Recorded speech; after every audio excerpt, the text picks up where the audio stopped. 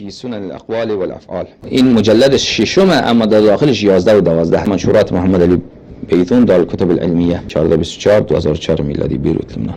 جزء الثاني عشر صفحه 279 35923 ان عمر كان يمسح بنعليه ويقول ان مناديل آل عمر نعالهم. عمر بن الخطاب دستای خود به کفشای خود پاک میکرد و میگفت دستمالهای خاندان عمر کفشاشونه. 35924 ربما تعشیت عند عمر. سالهای طولانی نزد عمر بن الخطاب شام میخوردن. فیاکل الخبز واللحم. عمر بن الخطاب نان و گوشت میخورد. ثم یمسح یده علی قدمه. دست خود را به پای خود میمالید پاک میکرد. ثم یقول و میگفت هذا من دیل عمر و آل عمر. این دستمال عمر و آل عمر.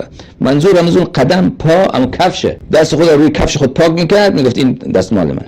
این از کرامات عمر و پاکی عمر.